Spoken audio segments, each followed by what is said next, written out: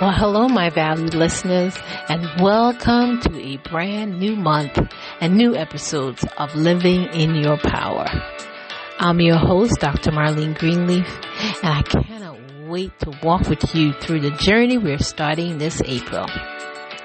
Our theme for this month is Awaken Your Purpose, planting seeds for intentional living. So each week, we're going to explore a different part of the growth cycle, just like we do in nature. And this week, we're starting with clearing the weeds. Listen, you can't plant anything meaningful in soil that's crowded, cluttered, or choked up with things that no longer serve you. So today, this episode is about identifying the weeds in your life, like those beliefs, habits, and patterns that block your growth. It's about understanding why releasing is essential to walking in your true purpose, and choosing what to clear out so you can make space for the new. So let's breathe deep and begin. Now, what are the weeds in your life? You know, when I garden, and I'll be doing that soon, and I'm so excited. I cannot wait. I've got my seeds. I've got my bed. Okay, I'm sorry. I digress. Listen, I always start by cleaning the space. Okay? I pull out weeds, dead leaves, and anything that's going to compete with what I'm trying to grow. Because even the best seeds can't flourish in cluttered soil. And it's the same with your life. So let me ask you, what's crowding your growth right now? What old mindset, toxic relationship, limiting belief, or fear are you still holding on to? What busyness or obligation has you saying yes to things that leave you depleted?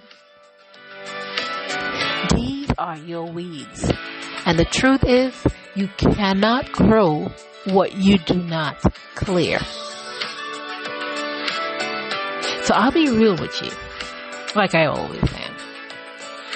I've had to do some clearing of my own recently.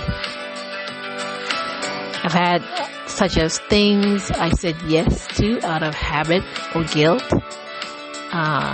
people I kept around out of comfort, even though their presence drained my energy, and old narratives like, I have to do it all, or if I rest, I'm falling behind. You know, holding on to those weeds cost me peace, focus, and space for something better. You've probably heard the phrase, you can't receive with closed hands. But let me flip it a bit. How about we say, you can't receive while your hands are full of what no longer serves you.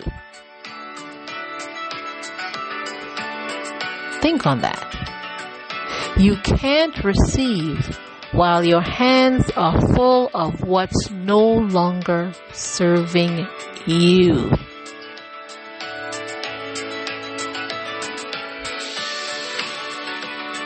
So clearing isn't just about getting rid of the bad stuff.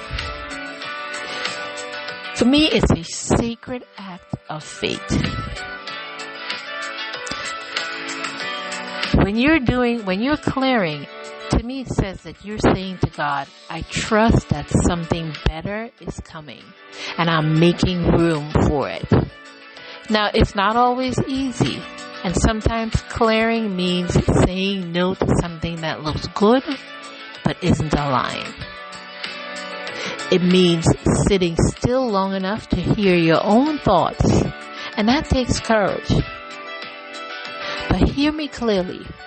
You were not created to live in chaos. You were created to live with clarity, peace, and purpose. So for this week. Here's my challenge for you. I want you to write down 3 things you need to clear from your life.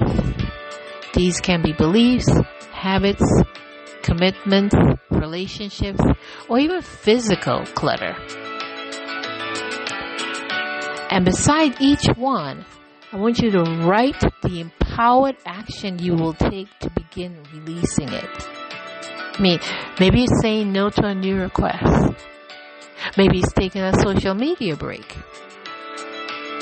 Or maybe it's letting go of the pressure to be perfect. I can attest to each and every one of those, let me just say. Because I too am a work in progress. And I will be doing this weekly challenge with you too. So, and most importantly, I want you to give yourself grace in the process. Because clearing takes time. But once it begins, your soul will start to breathe again. So in closing, I want you to know that this is just the beginning of our April journey. And as we continue through the month, we'll talk about getting rooted, planting new intentions, and nurturing the growth ahead. But for today, I want to leave you with this. Clearing is an act of courage. It's the first step to transformation. And you deserve a life that reflects your true purpose and not your pain. So clear the weeds, make room for light, and trust your growth is coming. So until next time, my dear listeners, I want you to live boldly in your power. And if it gets tough, just breathe. You still have the strength to rise. Continue to live in your power.